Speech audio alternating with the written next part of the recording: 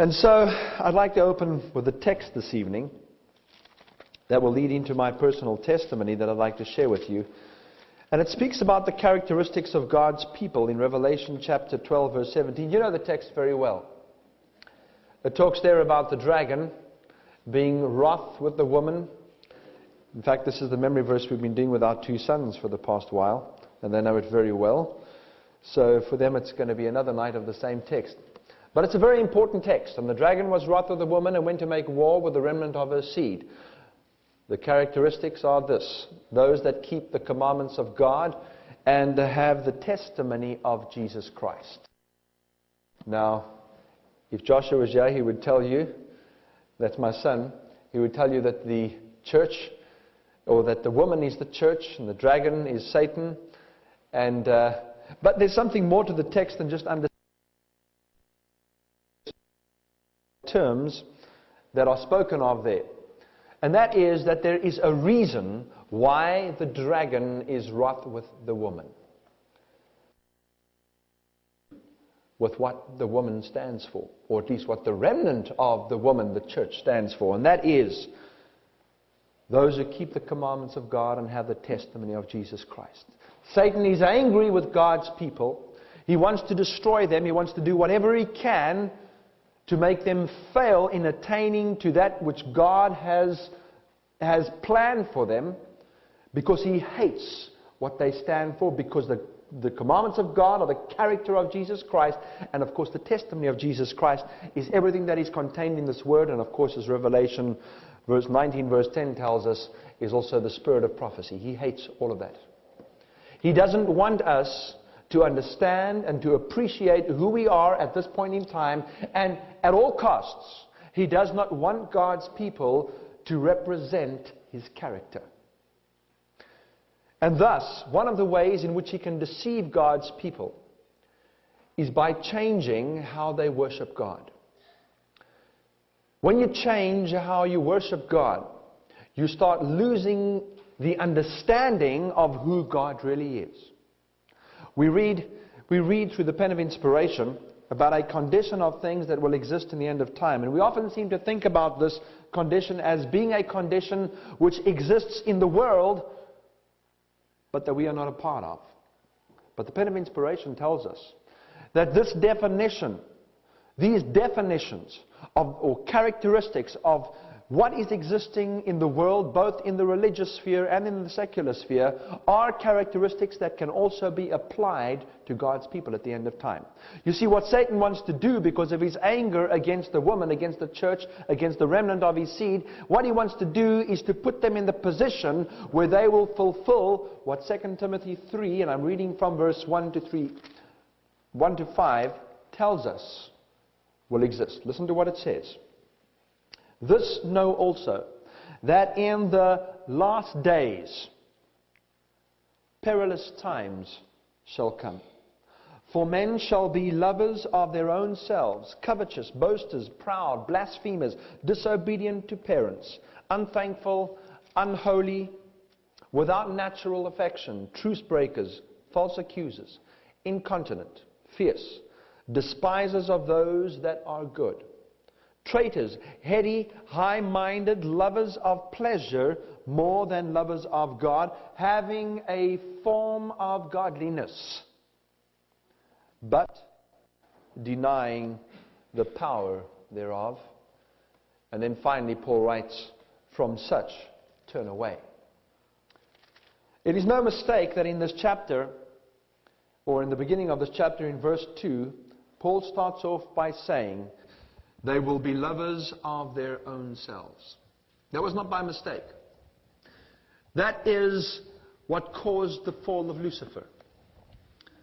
Somebody who fell in love with his own self and the idea that he could become like God. Self-centeredness, selfishness. That is why the very next word that Paul uses is covetousness. Lucifer coveted a position that he could never have. But at all costs, he was going to try to attain to that and get that position. Excuse me. And it is exactly this same trait, that characteristic that Lucifer implanted into Eve, that desire that he implanted into Eve in the Garden of Eden, at the forbidden tree, the desire to want to be like God. In all of us, Satan wants to plant this seed of selfishness, this seed of covetousness, to want to have something that seems to be forbidden. We could call it the forbidden fruit. And in my life, I was born into the Adventist church. In fact, I was born to a missionary family in the country of Malawi, in Africa. In my life, that is exactly what he tried to do.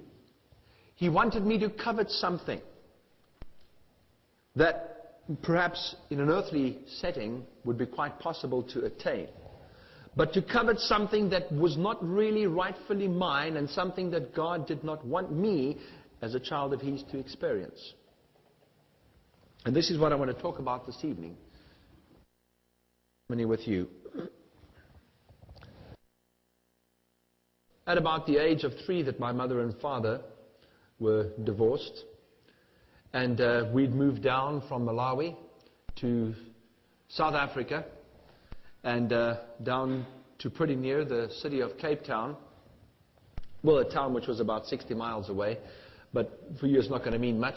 It was a town called Paarl, but it was near Cape Town, and you probably know where Cape Town is if you've looked on a map of Africa, which is right on the very tip of Africa. And there I started attending school at one of our Adventist institutions. Some of you may be familiar with the name of a place called Helderberg College. And I found myself growing up learning about the things which most Adventist youth learn about. Those days, Adventism was excuse the term, but people were pretty conservative those days. And so we, and of course this is no reflection on conservative or liberalism. It's just that they were pretty conservative those days. And by the way, I was not happy with that state of affairs. In fact, I had other ideas as I grew up, and this you'll hear about in my testimony. But I got to hear about what people speak about as the good old Adventist faith. And I grew up understanding and learning about these things. And one wonders, it's hard to imagine that somebody would come out of that environment and eventually find themselves on a road that was running in completely the opposite direction.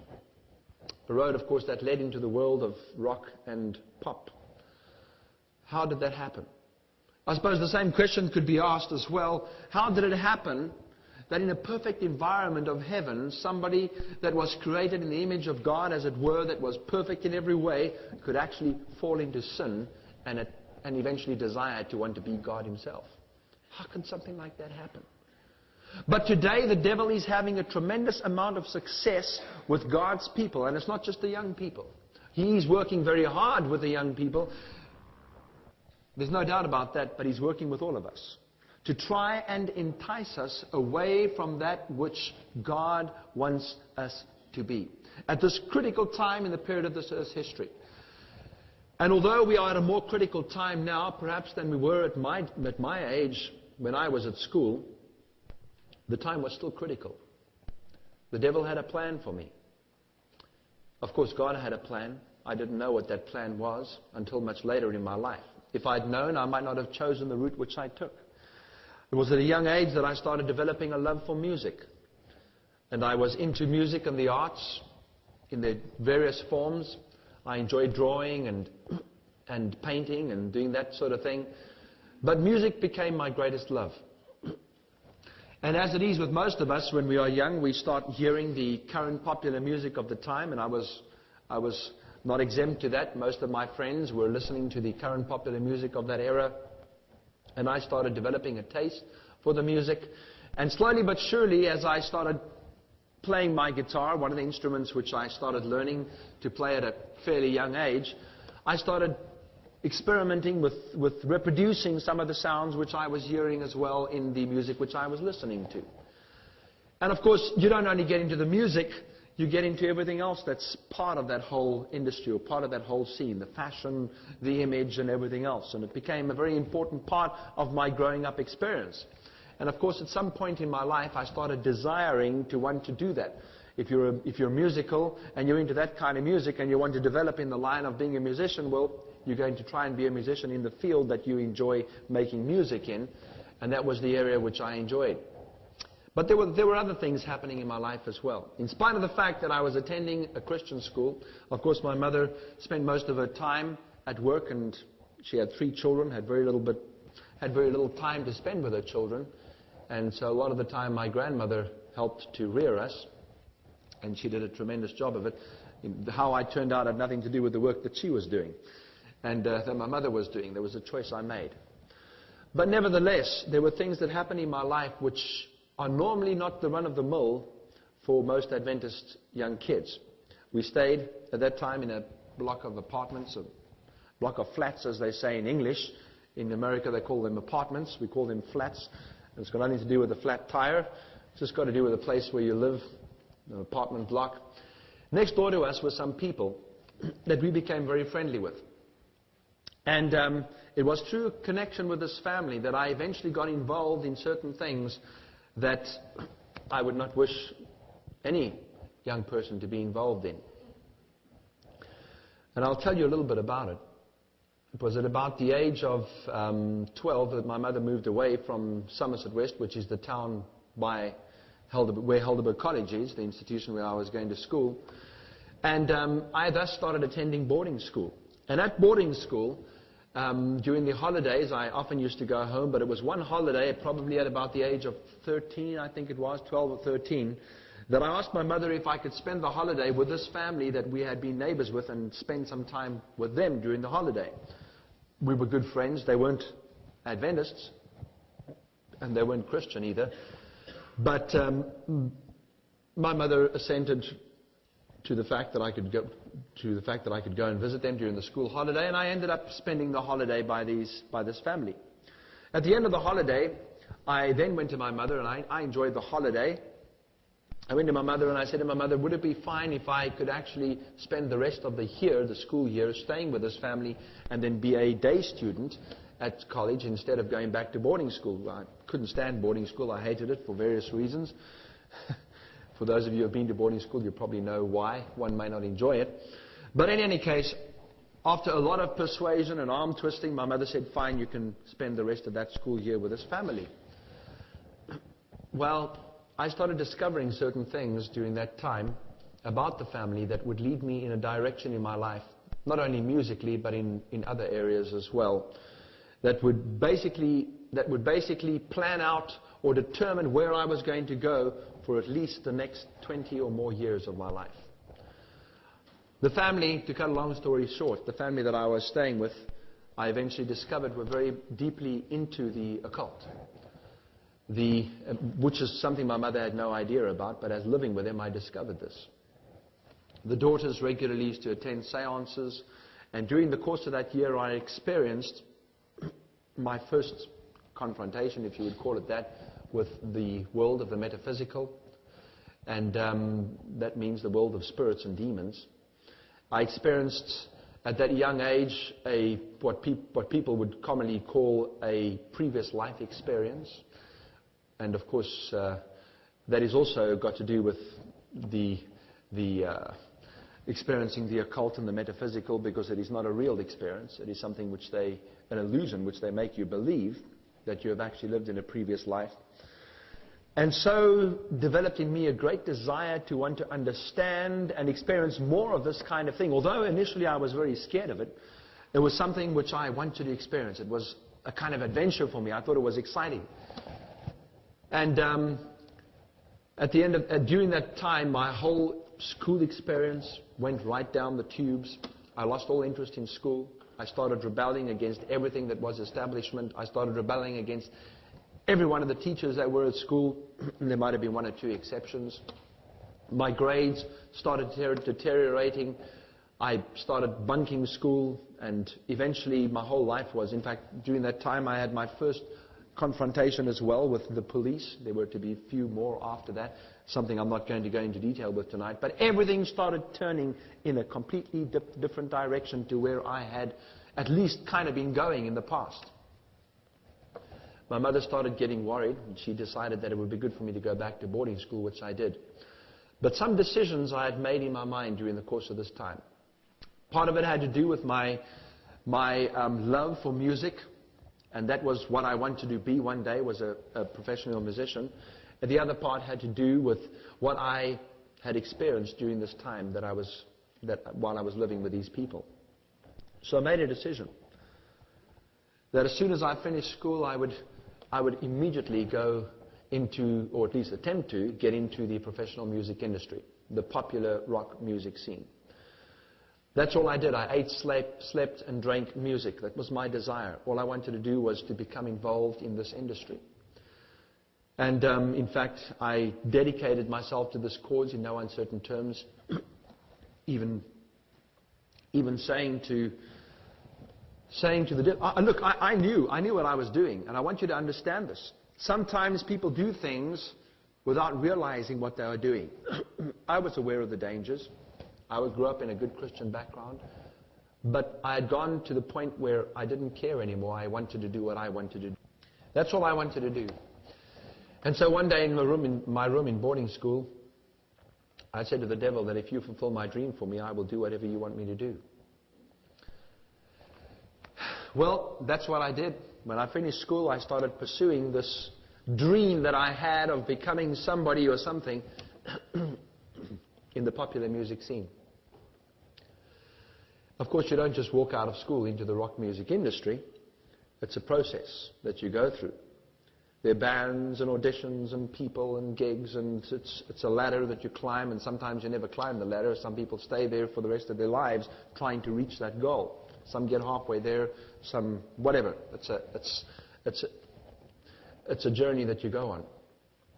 You discover things, though, while you're on that journey. One of the things that happened to me, though, before I got into that, was that I had to go to the military for a few years. And during the time in the military, I had an experience. In fact, it relates back to the girlfriend that I had at school.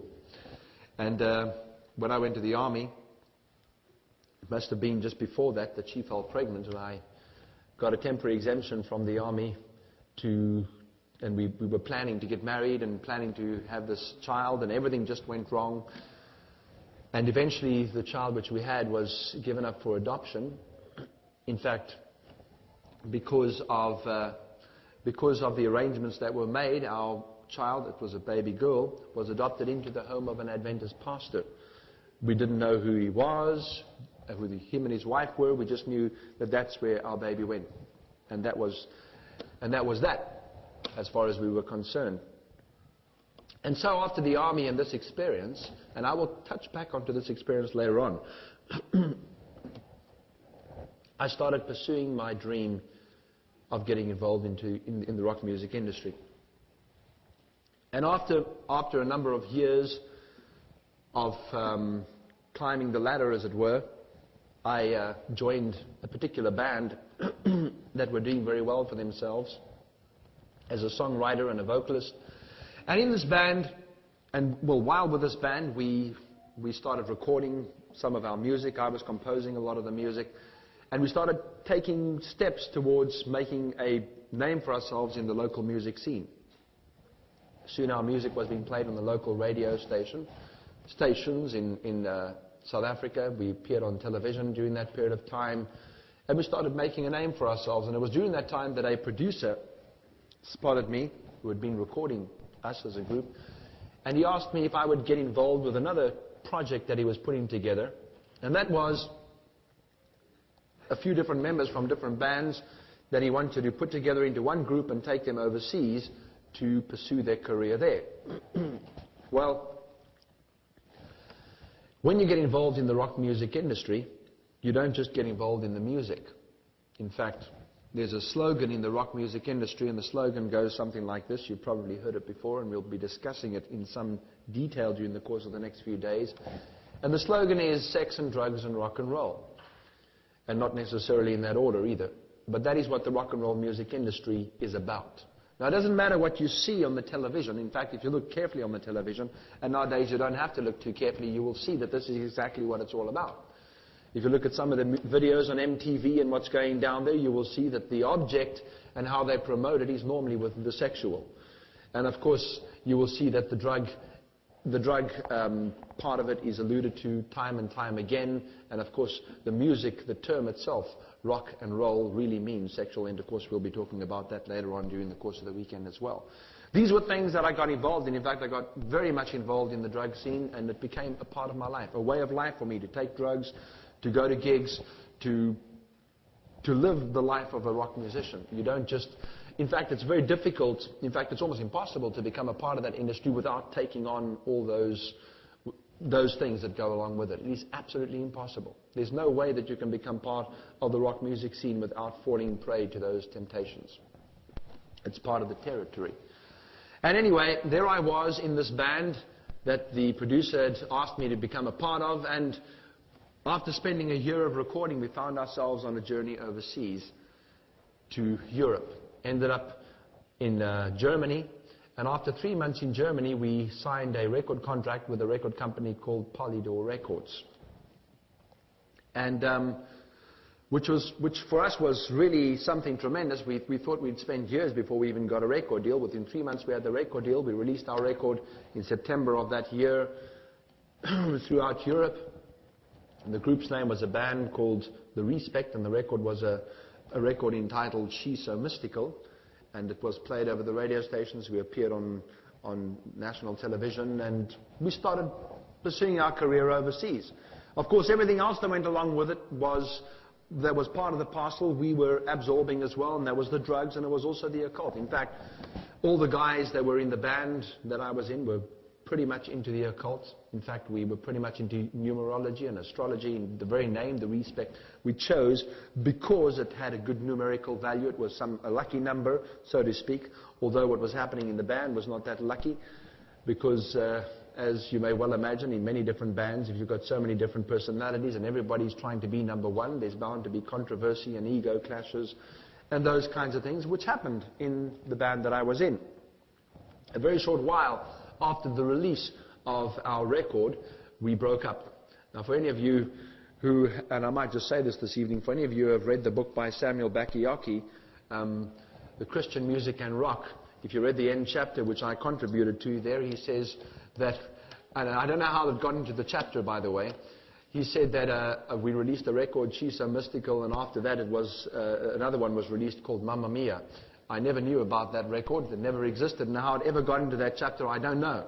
So, Mamma Mia, how that happened, I'm not sure. But nevertheless, it was interesting though that our producer was Italian. So maybe he was, when he was editing that chapter of mine, he was thinking about the producer, and somehow Mamma Mia crept into it, you know, him being Italian as well. I don't know. But anyway, after that, the band broke up. And I started pursuing a solo career, and my manager, producer, who was the same man, started working towards promoting this career of mine. And it was during that time that we started working as session musicians and as advisors for some German groups who were recording in some studios in Germany. And so we'd spend a lot of time helping them and guiding them, particularly very often with composing English lyrics for their songs and other things as well in the production and arrangement of the music. And it was during that time that we received a request to finish a job that we were doing, and it was going to be necessary to do what they term a marathon session. That means you go into the studio and you work and work and work until the job's finished. And sometimes it takes 2 or 3 days without sleeping to do that.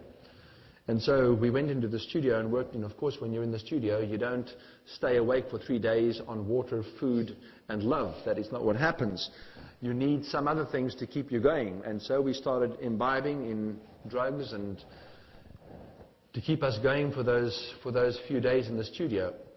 Well, I'm not going to go into too much detail about that because I don't want to go into any of the gory details. I don't think it's entirely necessary. But to cut a long story short, after those 3 days we ended up going to a musician's house, one of the vocalists in one of the groups.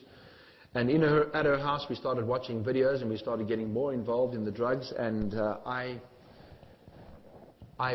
had a drug overdose. that's the cutting the long story short part of it. And as a result of that, I nearly died as a result of the drug overdose. But let me tell you, during that time, I found myself on the bathroom floor in this person's house, just about drowning in my own vomit. And some things happen to you when you're in the position where you know that you're losing it. When you're in the position that you know you're going to lose your life. You start thinking about things, especially with the background that I had, perhaps things that I'd never really thought about seriously for many, many years.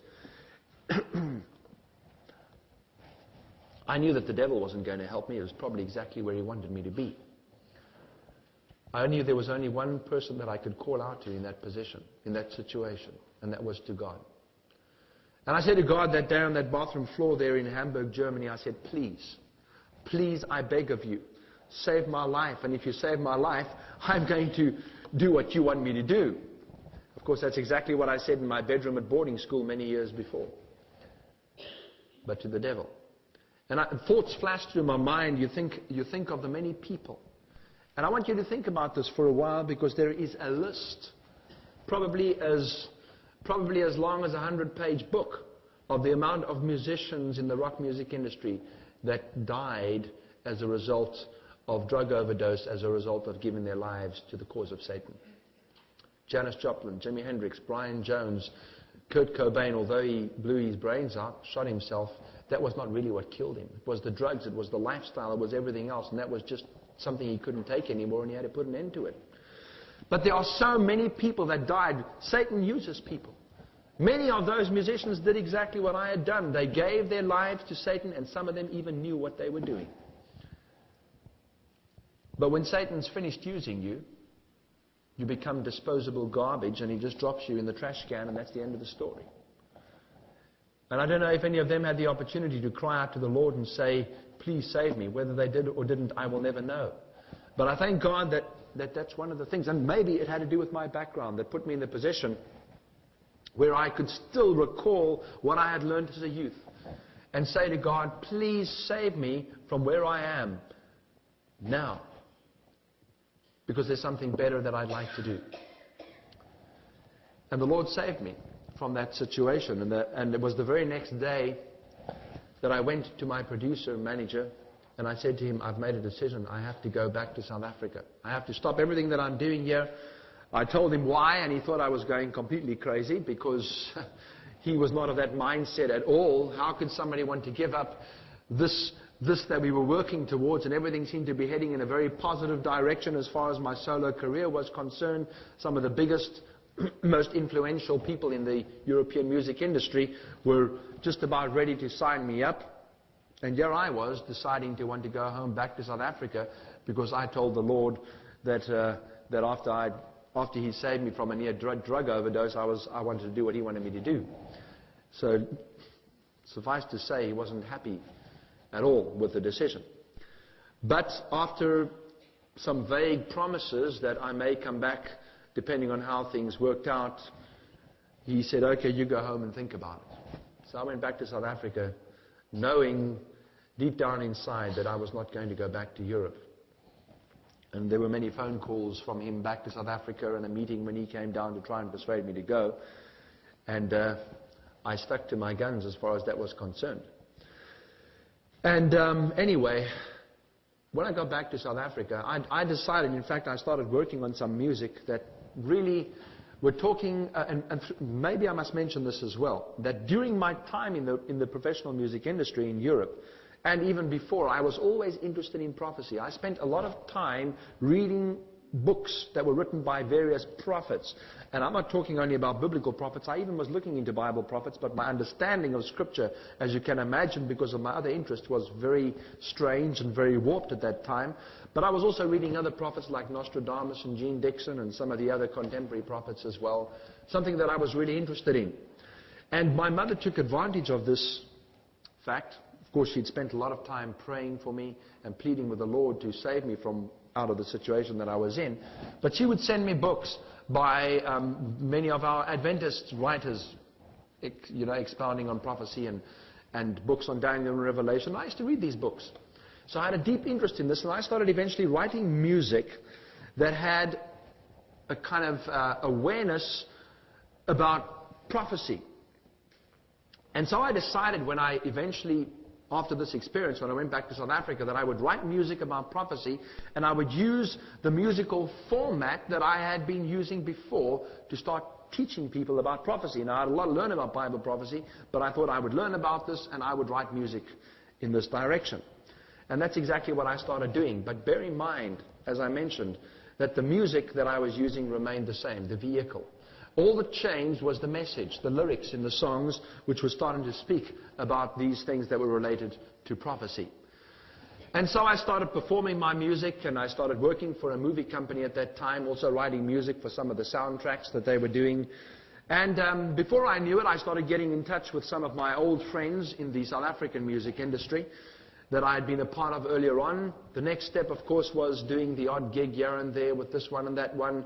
Before I knew it, I was back into playing some of the club scenes and club dates and things like that. And then before I knew it, I was starting to try a bit of marijuana and a bit of this and that and the other thing. I was back into the drugs, and I started forgetting the commitment that I made to the Lord that day on the bathroom floor in Hamburg, Germany. Now, you may be thinking, well, that was a pretty serious commitment that you made to God, that you were going to do what He wanted you to do. And it was. And I thought that I was seriously doing the Lord's will by approaching my whole music career from this point of view. I even started convincing myself when I started getting into the drugs, especially smoking the marijuana and stuff, it wasn't really that serious. And sooner or later, the Lord's going to open the way and things will change. Well, it didn't happen that way. My life went from bad to worse, although at the time I never thought it as such, because my career was going pretty well.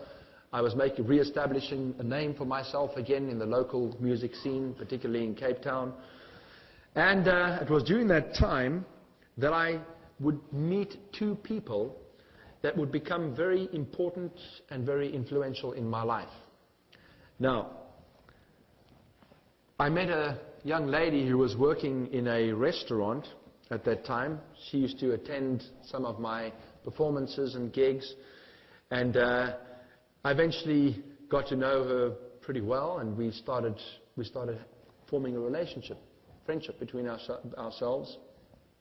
And the young lady's name was Sue. She's sitting here this evening. I'll tell you the rest of the story as we continue. But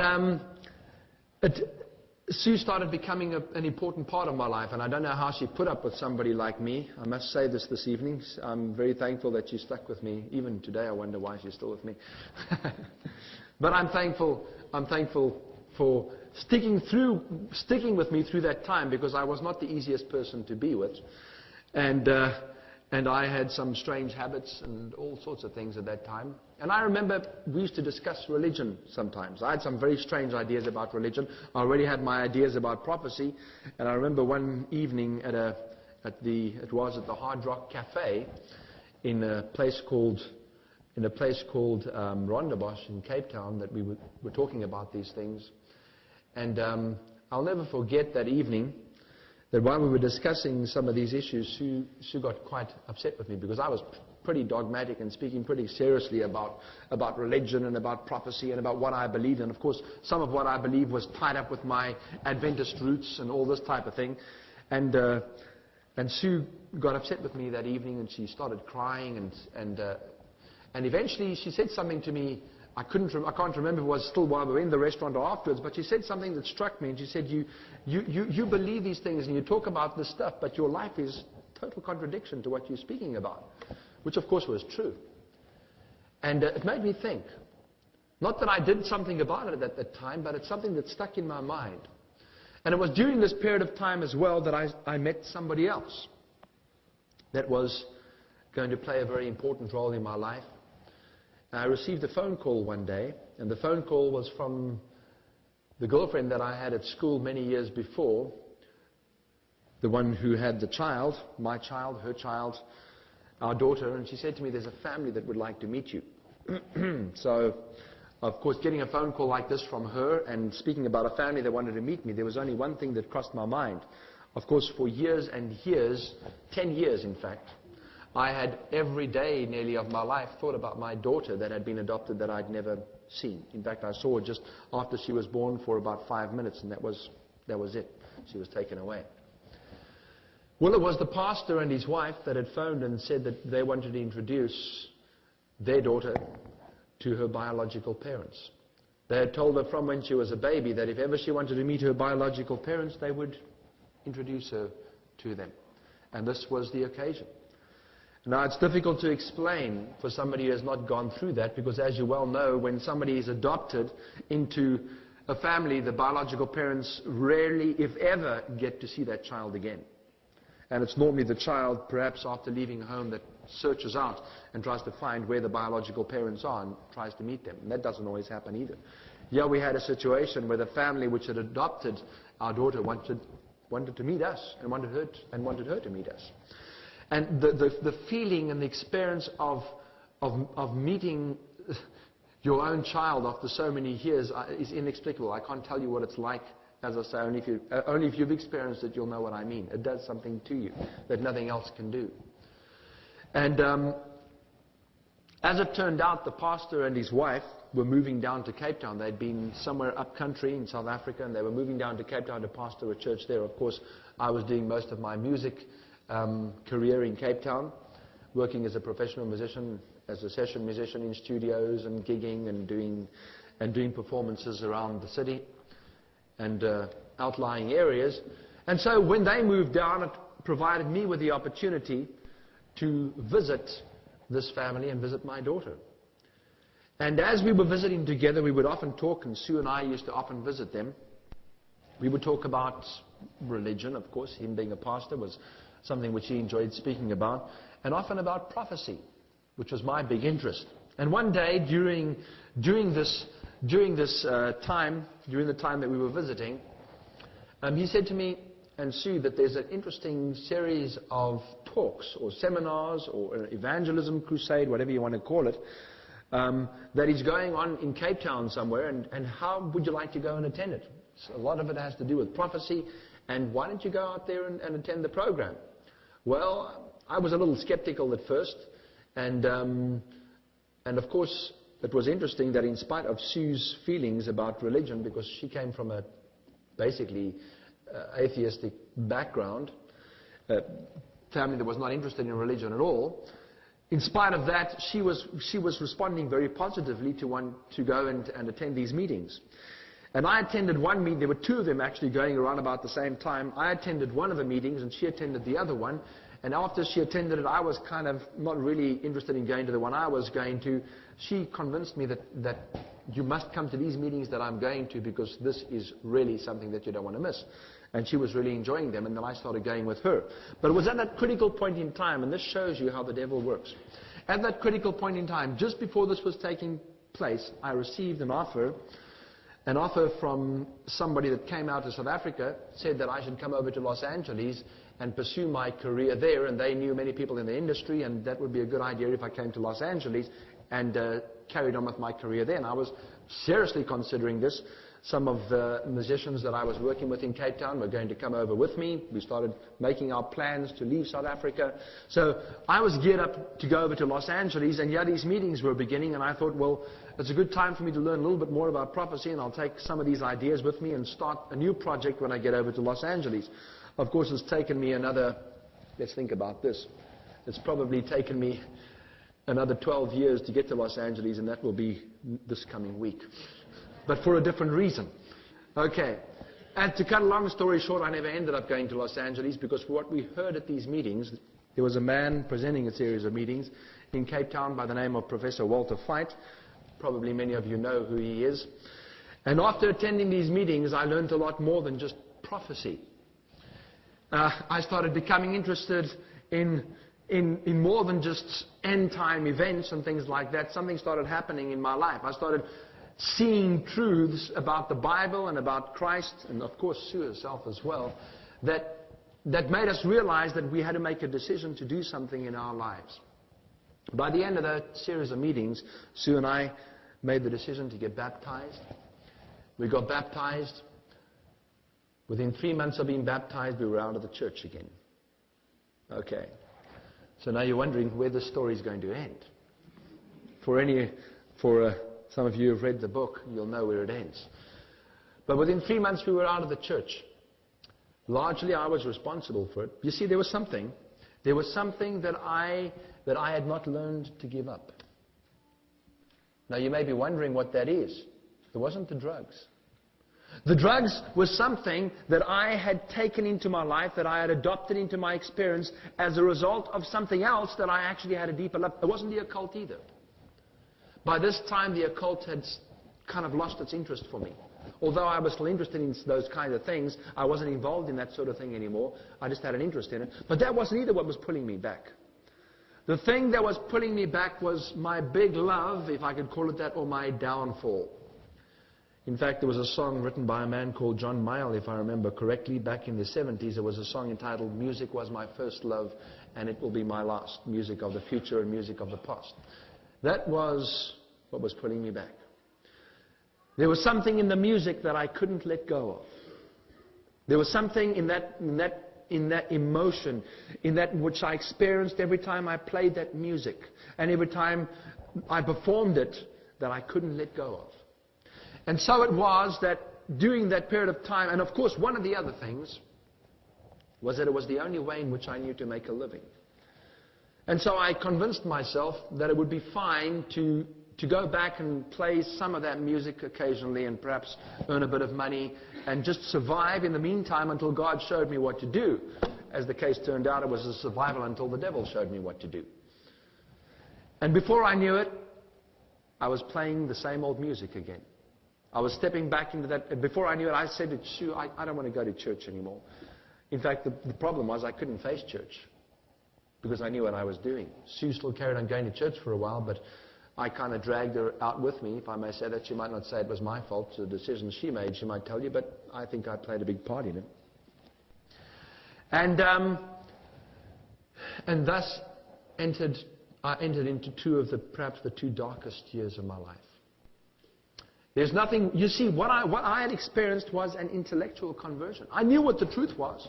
In fact, combined with my Adventist upbringing, and combined with what I had learned during this series, and combined with what we were studying and learning, and we were really getting into the Bible in a serious way, combined with all these things, I knew what the truth was. I had made a head decision that this is where I would want to go, but there was something that was missing. Surely, the music was pulling me away, but there was something that had not happened in my experience. And in a sense, I probably was preventing this because of the decisions I was making from this happening in Sue's experience, in her life. And so these 2 dark years of my life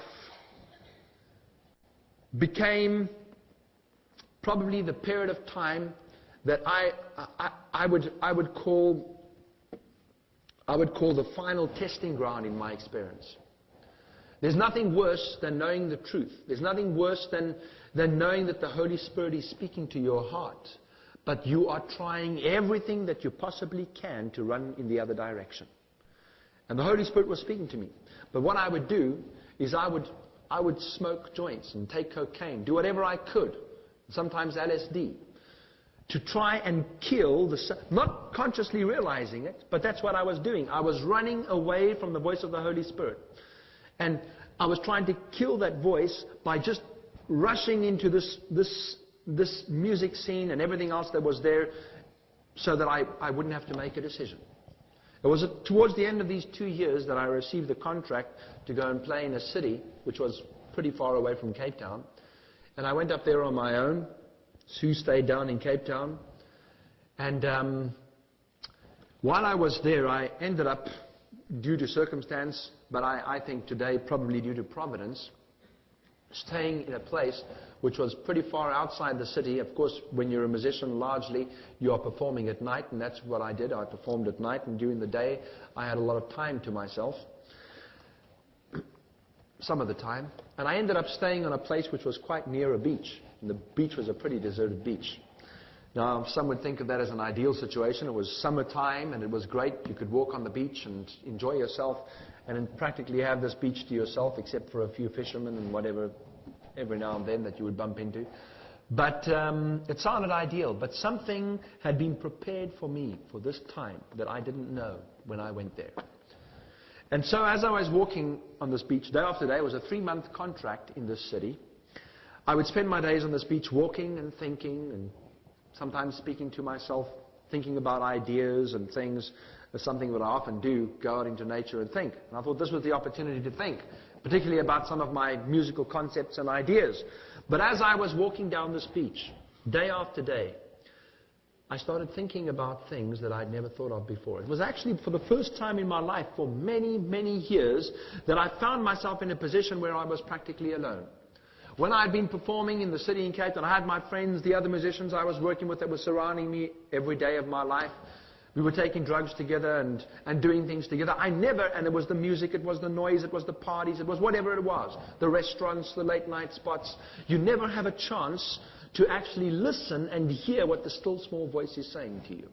And for the first time in my life, I found myself alone. And there was a still small voice that was speaking to me. And I started thinking about things that I had never thought of before. In fact, the more I walked and the more I thought on that beach, the more depressed I became. It felt like a heavy, dark cloud was starting to settle on me. In fact, I was becoming depressed because I was thinking about my life. I thought about the many times in which I had made decisions for God and turned back on my decisions. I thought about how I had let my family down. I thought about how I had let Sue down. And all these things were going on in my mind, and I started asking myself a question. First of all, it was just, what if? What if I decided to stop what I was doing and decided to give my life to God? Would He ever take me back? In fact, I started wondering if I'd reached a point in my life where there was no more opportunity. God had given me my last chance. There was no more chance for going back. And I thought, what if? And I started becoming depressed because I thought that was it for me. All kinds of ideas and things were going through my head. I didn't know where to turn. But I knew that somehow, because of this voice that was speaking to me, there was a possibility that I could make it. And so, some of the days I would actually walk on that beach crying. And I remember one day very clearly, pleading with God. Fell down on my knees in the sand and I prayed and I said, Lord, please. Please, I said, I don't know if you want me back. And I said, I don't even care. I am just coming back. That was the decision I was making. And for the first time in my life, I saw sin for what it really was. Not the sin out there in the world. I'd been occupied with studying prophecy and reading these things. It was the sin in my life. I started seeing the true ugliness of sin for what it really was. Now, people often tell you, please don't focus on sin. Don't bring people to look at the sin in their life. But for me, this was the remedy. Because until I realized what sin really was, how would I ever know what I should repent of? How do you know what to repent of if you don't know that you are living in sin? And the Lord brought this before me, and it did feel like a heavy cloud, depression set in upon me. But for the first time in my life, I saw the ugliness of the sin, and I knew there was one thing that I needed. And that was that I needed to be broken on the rock, which was Jesus Christ. That's why I entitled my book, From Rock and Roll to Rock of Ages. That was the only thing. For the first time, I knew that the only way to get rid of this burden that was pushing me down was to lay everything at the feet of Jesus and to say, please take me, please change me. And that's what I did. And that day I made a decision. And I realized then, after seeing all these things, it was almost like a picture before my mind. After seeing all these things and laying myself before the Lord, I realized that I saw for the first time that this one thing that had been pulling me down was my love for the music scene and my desire to want to be something in that industry. For the first time, I was able to lay that at the feet of Jesus as well. That was what had always pulled me back in the past. And I made a decision that one thing I would have to do was not just to give up the drugs, was not just to go back to church, was not just to surrender my life to God, as it were, but I had to give up every connection and tie that I had had with the music scene. I didn't know how I was going to do it. It was difficult. I had some commitments to start performing in Cape Town when I got back to Cape Town. I phoned Sue. We had a lot of discussion, and I told her about the decision. In fact, I found out that Sue had been praying herself. She wasn't happy with the way things were going either. And when I got back down to Cape Town, I said, we got together and we spoke. We said, we have to make a change. We have to go back to where we left off. Both of us felt the same way. There was a lot that had to be made right. A lot of confession, a lot of praying, a lot of change, a lot of surrender. But I knew that after making this decision, that there was no turning back. There was going to be no turning back. So within a few weeks of being back in Cape Town, I left the music industry behind. I stopped the drugs. Some of it took a little bit of time, but the Lord gave me the strength and power to accomplish this in my life. I didn't know at that point in time what God had in mind for me. But I knew from my experience before, I knew that the only way that I could make money was to be a musician. Remember I said at the beginning of my testimony this evening that I had no intention. I had no plan. I did not ask God to put me in the ministry that I'm involved in today. But I said to the Lord that I will go wherever you want me to go and whatever you want me to do. I don't know what it is. I don't know how I'm going to survive. I don't know how I'm going to make money. I don't know what's going to happen. But you are going to have to show me where to go. Now, some people may, and some people even did, I guess at that time, view it as a step of presumption. But I view it today as a step of faith. The Lord opened doors in a way which was miraculous. Because for all intents and purposes, I was somebody who had come off the street and joined the Seventh-day Adventist Church. And not many people were that willing to listen to somebody who had been taking drugs for the past 16 or 17 years, who had been playing rock and roll or rock music or heavy metal or whatever was going down at the time. In fact, I'd probably played just about every kind of music that is in the industry, from jazz, rock and roll, blues, disco, rap, whatever. I'd been involved in every single type of music. But people weren't too willing to listen to somebody like that. And I didn't know what I was going to do. One day somebody came to me and said, hey, why don't you do your testimony? Tell us about where you were. What happened in your life? And I started thinking about that, and I thought, well, if I give my testimony, I need to tell people more about my testimony. There are things that I experienced while I was a part of that industry that people need to know.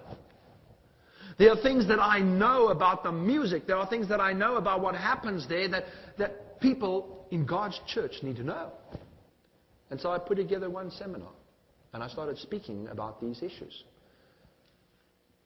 Within a month or two, I got invited to speak in an evangelism campaign that Professor Fight was doing.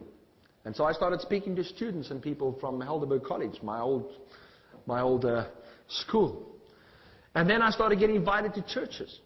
Before I knew it, I got invited by a gentleman to go overseas. And slowly but surely a ministry started developing. I never asked God to put me in this ministry. I just said, Lord, take me where you want me to go. Now, before I'd made a commitment in my life and said to the devil, I would do whatever you wanted me to do. I know today that why I am standing even here today in Vancouver is because God opened the door.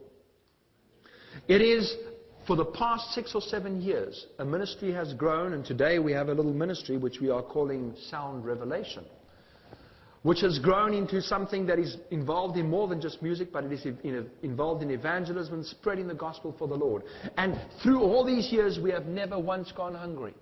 We have never once had to stay on the street. We've had a roof over our heads. The Lord has taken care of us. In fact, many times I wonder if we even deserve what He's done for us. But I can tell you that if you make a commitment to God, if you are sitting here this evening, if there's anybody sitting here this evening who's in that valley of decision, who doesn't know where to go or what to do, who knows that you have to make a decision in your life, and it doesn't matter how old you are, and you're wondering what God will do, where you will go from that point on, I can testify to you that when you make a decision to do what God wants you to do, He will never let you down. And I'm thankful. I'll tell you a little bit more later on during the course of the weekend about the ministry which we're doing. But I thank God for what He has done. I thank God as well for using people who have similar ministries around the world. I think of Amazing Discoveries, who are responsible for calling so many interesting people to come and share things. We are living in critical times. When I shared the scripture with you this evening in the beginning, from the book of Revelation and from 2 Timothy. There was a reason for it. Not just to show you where I came from, but to help us to realize that we are living in a time in the history of this planet where in fact history is to become exactly that, history. We are living in a period of time where things are so critical, not just in the world, but things are critical for you and I, God's people. God is calling us to fulfill a special purpose and function. He wants every single one of us to become evangelists for Him. We were called, all of us, not to fill the pews on a Sabbath morning in the church. Every single one of us were called to be missionaries for God. And it doesn't matter where you find yourself, God has a work for you to spread the gospel to this world. And if we don't do it, somebody's going to do it. And the time is short. I come here not just bringing a message about this evening about my testimony and my life, but I know time is short because I'm also a student of prophecy. And when I see what's happening around us today and I look at some of the contemporary issues that we are facing as God's people, and I thank Him for some of the dedicated people in His church, because I know that this is God's church and it will go through to the end. This church, we are privileged to be a part of this church. But I do know that there are issues we need to take care of. And as we go on our journey this weekend into the area of music and worship, tomorrow we're going to be dealing in the afternoon with the language of music. Music is a language. How do we understand it? How does it affect us as people? We're going to be talking about the Bible and worship and some of the other aspects involved in the contemporary music scene, the contemporary Christian music scene, and ultimately what God requires of us as a people in our worship to Him. We are doing that so that we can try not only deal with the question of music, but so that we can once again find our way back to true worship to God. Because one of the big issues that we're going to face at the end of time, the big question, is a question of worship. On the plain of Dura, back in the time of Nebuchadnezzar, Shadrach, Meshach, and Abednego stood on that plain. They had to make a decision. It was a decision about who they were going to worship. They'd made the right decision. Today we stand in that valley as well. In the end of time, it's the same decision. We are told, we read about it in Revelation chapter 13, that it's going to be either the worship of the beast or the worship of the one true God. And at the very heart of the issue facing us today with regards to the worship of the beast or the worship of God has to do with the issue of music and worship. You may not realize right now why, but you will see during the course of this weekend exactly why. It was at the sound of music on the plain of Dura that they were to fall down and worship that golden idol. They chose not to. It was the music of a pagan god. This weekend we're going to find out that there is also the issue of music that faces us today. I'm not going to tell you tonight what music it is, what music it isn't. But during the course of this weekend, we're going to discover it. And I would be happy to see every single one of you stick it out the whole weekend. I know on Sunday we're going to have a long session, back to back, 3 sessions. But it's only once, one Sunday, maybe one Sunday for the rest of your life. Who knows? It might change things, but be there. Because this is an issue which we have to work through as God's people. And so may God bless you all, and thank you for your time this evening.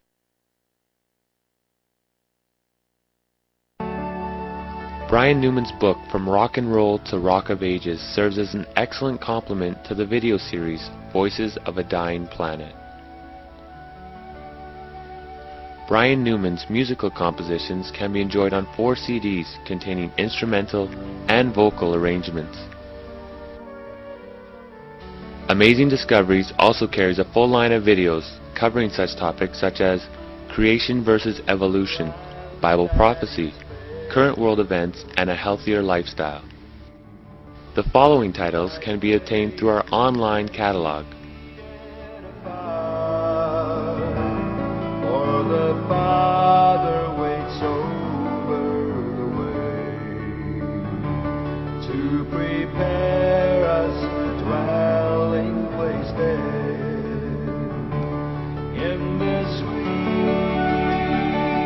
By and by we shall meet on that